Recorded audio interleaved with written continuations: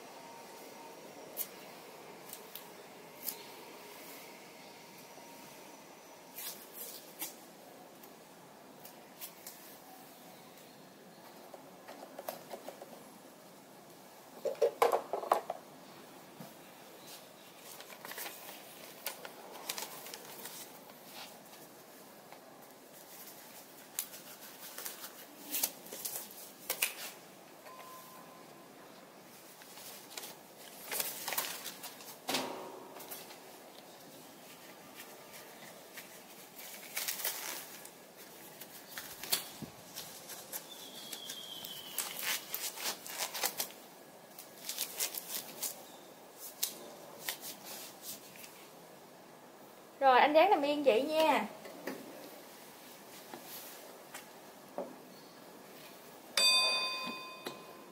Rồi chịu khó nằm yên giống như nãy giờ ha. Thì em sẽ sát trùng.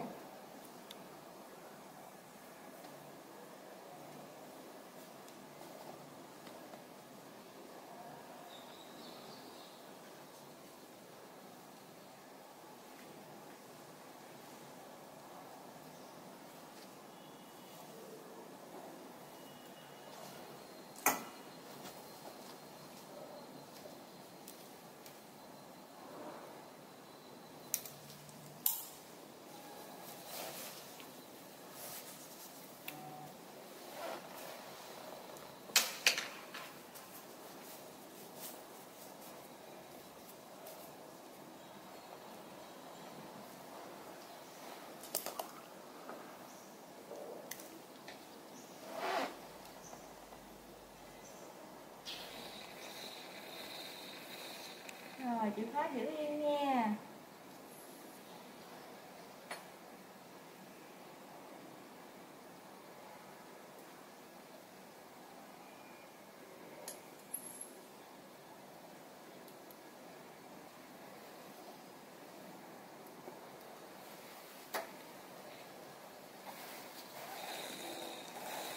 Rồi xong rồi anh ơi. Bây giờ mình sẽ nằm ngửa lại ha. Nằm nghỉ khoảng 4 tới 6 tiếng. Rồi sau đó là mình sẽ nằm trong vòng 24 tiếng để được theo dõi những cái tai biến như hồi đầu em giải thích đó. Nếu như có vấn đề gì khó chịu thì anh sẽ báo lại liền với tụi em nha.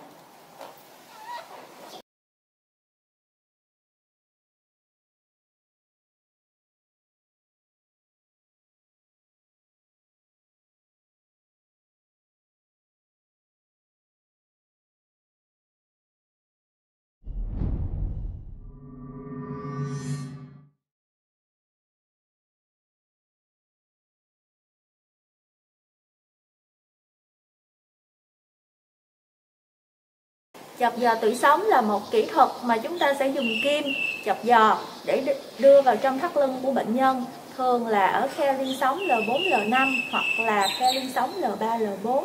Thì chúng ta có thể xác định cái vị trí này bằng cách là dựa vào màu chậu và chúng ta kẻ một cái đường đi ngang qua thắt lưng. Thì đường đó sẽ cắt cột sống thắt lưng ở một điểm là khe sống L4, L5 và phía trên đó là khe sống L3, L4. Như vậy thì từ ngoài da vào trong đến vị trí cần chọc giò là khoang dưới nhện, thì cây kim của chúng ta sẽ đi qua những cái cấu trúc, ví dụ là da, mô mềm, các dây chằng, trong đó có dây chằng vàng, rồi đến khoang ngoài màng cứng, khoang dưới màng cứng và cuối cùng là khoang dưới nhện. Khi kim vào được khoang dưới nhện rồi thì tùy vào chỉ định chúng ta sẽ lấy dịch ra để làm xét nghiệm, và cái dịch lấy ra được gọi là dịch não tủy, hoặc là chúng ta sẽ bơm thuốc vào để gây tê tủy sống trước mổ, hoặc là bơm thuốc để để điều trị, và bơm thuốc để chụp phim tủy sống có cảm quan để chẩn đoán. Như vậy thì chúng ta sẽ có 4 cái chỉ định chính của chọc giò tủy sống là lấy dịch ra để xét nghiệm, hoặc là bơm thuốc vào để gây tê tủy sống, hoặc bơm thuốc để điều trị, hoặc là bơm thuốc để chụp tủy sống có cảm quan. Tuy nhiên ở thực tại thì chúng ta sẽ thường gặp nhất là 2 chỉ định: lấy dịch não tủy ra để xét nghiệm và bơm thuốc vào để gây tê tủy sống. Khi làm cái thủ thuật này thì một điều rất là lưu ý, các em phải chú ý đến chống chỉ định của thủ thuật. Đó là khi bệnh nhân có tăng áp lực nội sọ do khối u trên chỗ, hoặc là bệnh nhân đang có những cái tình trạng bệnh lý nặng, ví dụ như tụt huyết áp, suy hô hấp mà cần phải được xử trí cấp cứu. Thứ ba nữa là bệnh nhân có những cái tình trạng viêm nhiễm ngay tại vị trí mà chúng ta sẽ chọc giò, hoặc là có tình trạng rối loạn đông máu nặng, có thể gây chảy máu sau khi thực hiện thủ thuật. Và cuối cùng là những cái bệnh nhân đã có được chẩn đoán xác định trước đó rồi qua chụp CT, qua chụp MRI sọ não, xác định được là có u hoặc là có xuất huyết, thì chúng ta sẽ không cần phải làm thủ thuật này. Khi làm thủ thuật cũng lưu ý một điều nữa là những cái tai biến có thể gặp. Tai biến thường gặp nhất là đau đầu. Ngoài ra có thể là nhiễm trùng tại cái vị trí chọc giò, hoặc là chảy máu, hoặc là nặng nề hơn nữa là thoát vị não. Như vậy thì khi chuẩn bị bệnh nhân, chúng ta phải giải thích được rất kỹ cho bệnh nhân những vấn đề. Thứ nhất đó là thủ thuật làm để thực hiện vì lý do gì. Thứ hai là bệnh nhân này cần phải được hiểu được những cái tai biến có thể gặp, cũng như là kỹ thuật mà chúng ta sẽ làm. Đồng thời là chúng ta sẽ giải thích thêm ai sẽ là người làm cho bệnh nhân, làm ở đâu và cái thủ thuật này tốn thời gian bao lâu. Và cuối cùng là chúng ta sẽ chuẩn bị một số điều nữa ở bệnh nhân, bao gồm cho bệnh nhân đi vệ sinh nếu cần, lấy dấu hiệu sinh tồn và hướng dẫn tư thế. Thì tư thế của bệnh nhân sẽ có 2 kiểu. Thứ nhất là bệnh nhân sẽ nằm nghiêng sang bên trái nếu như chúng ta thuận tay phải, và ngược lại. 2 chân sẽ co lên sát bụng, đầu sẽ gập vào trong sát ngực và nằm như một con tôm vậy đó, và lưng sát ra cạnh mặt giường. Tư thế thứ hai là tư thế ngồi. Thì ở tư thế ngồi này 2 chân sẽ duỗi ở trên giường bệnh hoặc là bàn mổ, và đầu cũng sẽ gập xuống sát vào trong ngực. Chúng ta sẽ chỉnh lại tư thế cho bệnh nhân mà chúng ta hướng dẫn trước đó. Sau đó sẽ xác định vị trí chọc giò. Đây là khe sống L4, L5. Và sau đó chúng ta sẽ sát khuẩn lại tay nha.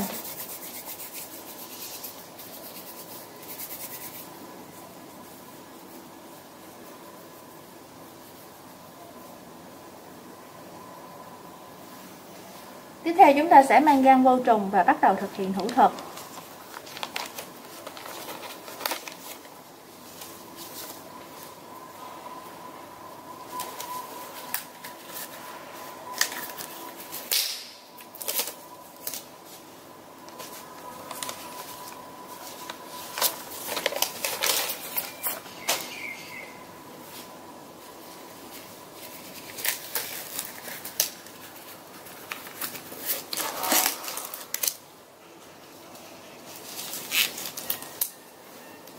Một khi chúng ta đã mang găng tay vào rồi thì chúng ta sẽ không được chạm vào người của bệnh nhân cũng như là các cái dụng cụ không vô trùng khác.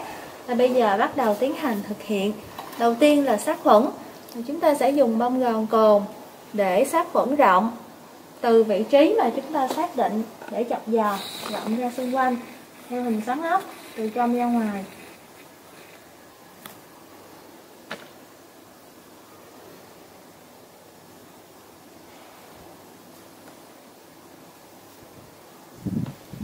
Chúng ta sẽ sát khuẩn cho tới khi nào mà thấy sạch thì thôi.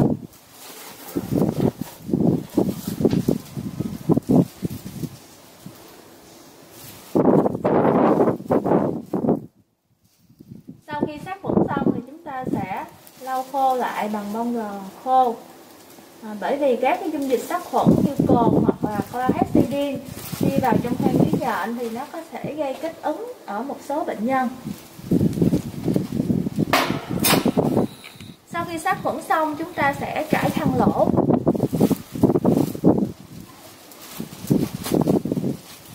Trong quá trình trải khăn lỗ thì chúng ta lưu ý là không để khăn này chạm vào người của chúng ta, hoặc là giường bệnh, hoặc là người của bệnh nhân. Nói chung là phải đảm bảo được vô trùng trong quá trình thực hiện.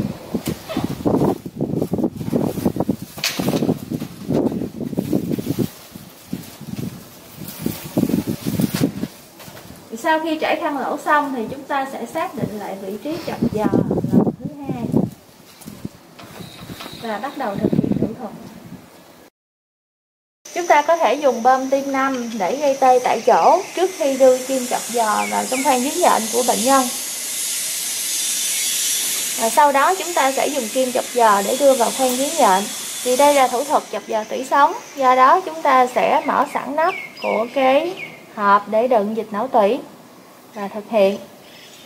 Nếu như trong trường hợp có người phụ thì người phụ sẽ giúp chúng ta đưa cái lọ đựng dịch não tủy vào để hứng dịch não tủy. Kim chọc giò có cấu trúc giống như là kim luồn, và khi chúng ta thực hiện thì lưu ý là mặt vát của kim sẽ hướng về phía hông của bệnh nhân. Như vậy nếu bệnh nhân nằm thì mặt vát của kim sẽ hướng lên, còn nếu như bệnh nhân ngồi thì mặt vát của kim sẽ hướng qua bên hông, tức là vào bên tường. Và khi đưa kim vào trong người bệnh nhân thì sẽ trải qua 2 thì. Thì thứ nhất là vuông góc với lưng, và vừa khuất được mặt vát của kim thì chúng ta sẽ chuyển hướng là một góc 15 độ của kim với mặt lưng để đưa vào trong khoang dưới nhện. Và trong quá trình thực hiện, nếu như chúng ta đưa chúng vào trong xương thì chúng ta phải lui kim và chỉnh hướng lại. Bây giờ cô sẽ hướng dẫn cái kỹ thuật đưa kim vào trong khoang dưới nhện của bệnh nhân.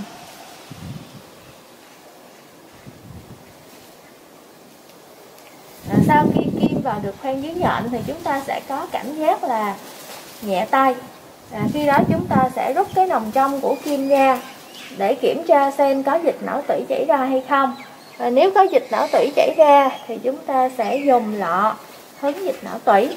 Và tuyệt đối là không được dùng bơm tim để rút dịch não tủy, chỉ hứng thôi. Và mỗi cái lọ như thế này chúng ta sẽ để từ 20 đến khoảng 40 giọt.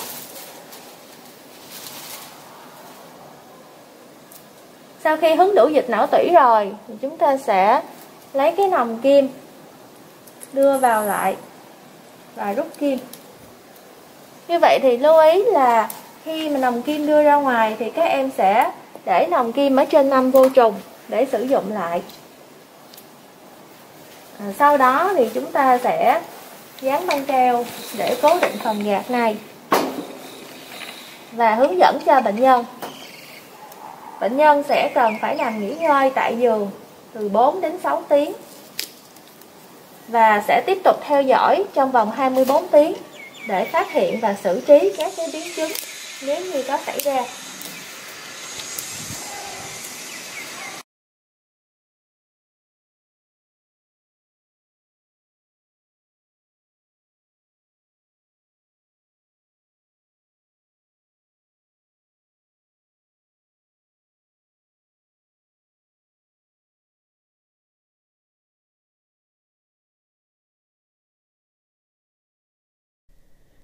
This is a video in clinical medicine from the New England Journal of Medicine.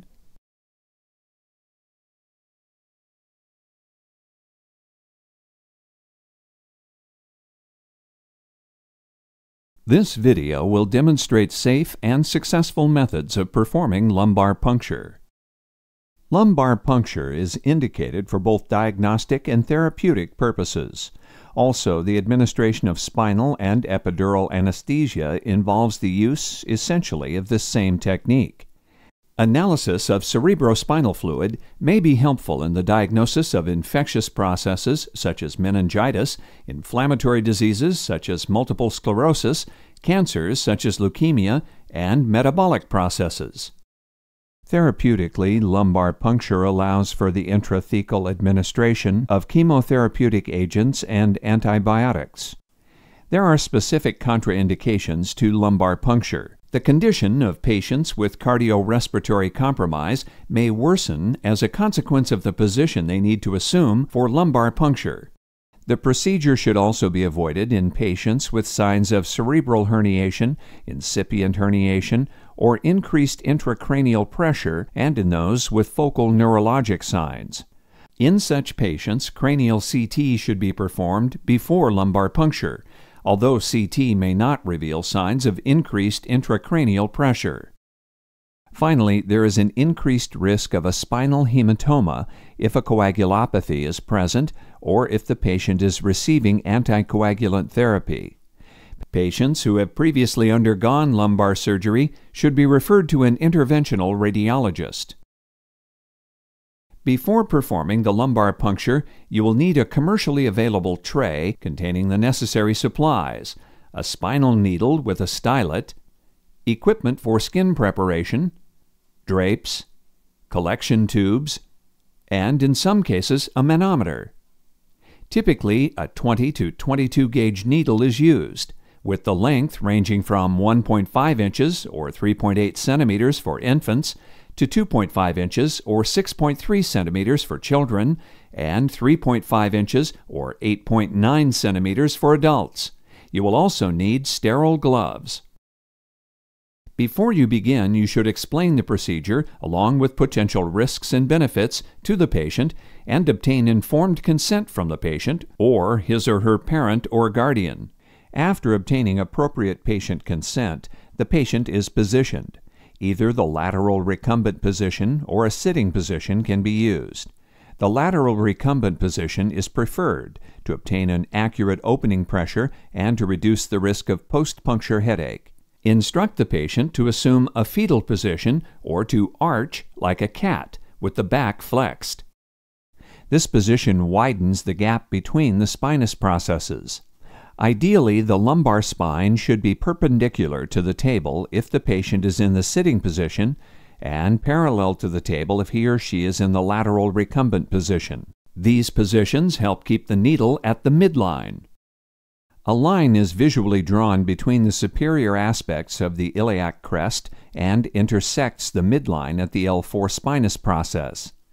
Insert the needle in the interspace between L3 and L4 or L4 and L5, since this location is below the termination of the spinal cord. Palpate the landmarks before preparing the skin and before administering local anesthesia, since the anesthesia may make landmarks harder to identify.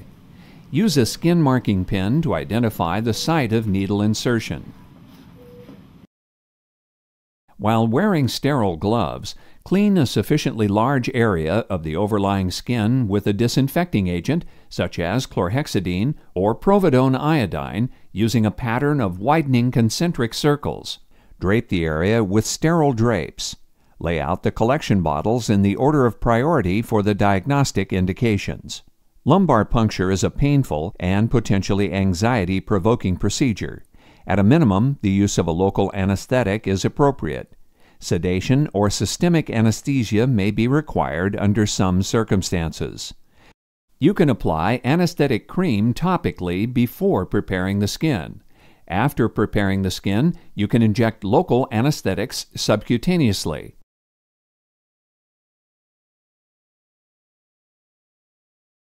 Identify the anatomical landmarks once again, and insert the needle, with stylet firmly in place, in the midline at the superior aspect of the inferior spinous process, directing it at an angle of approximately 15 degrees, as if aiming at the patient's umbilicus.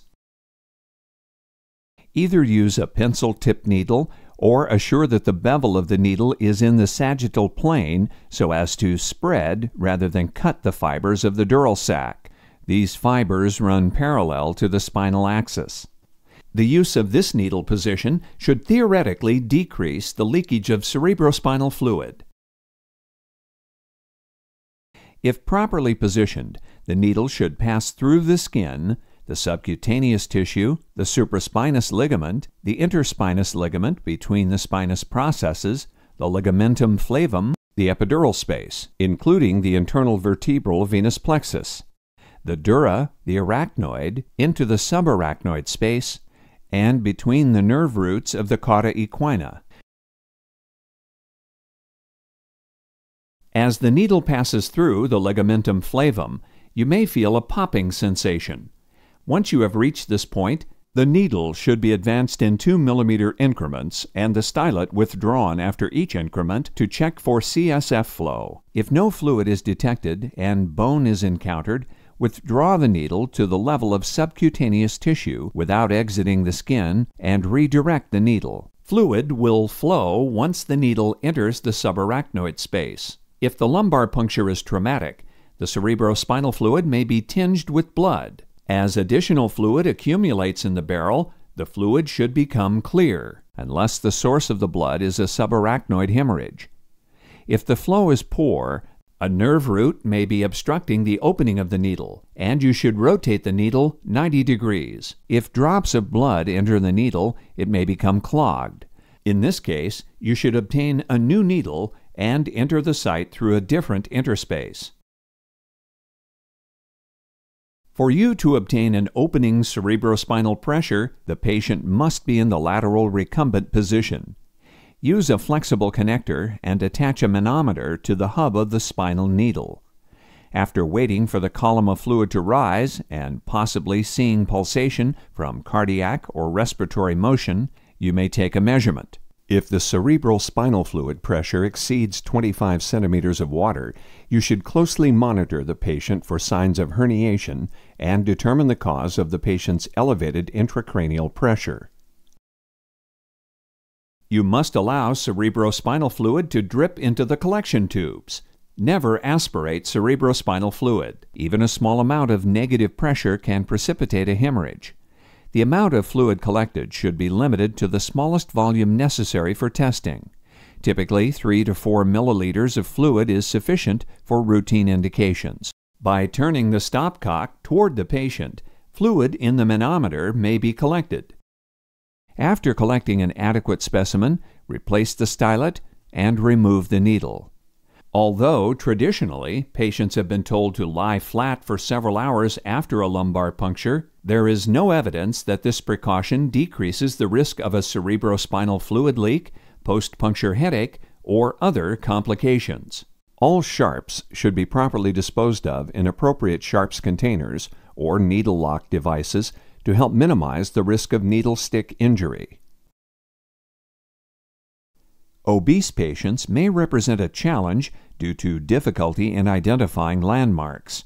Other conditions, such as osteoarthritis, ankylosing spondylitis, kyphoscoliosis, previous surgery that has altered landmarks or spaces, and degenerative disc disease also may make the procedure more difficult. If faced with these challenges, consider consultation with an anesthesiologist or perhaps a radiologist if fluoroscopy-guided lumbar puncture seems to be a better approach.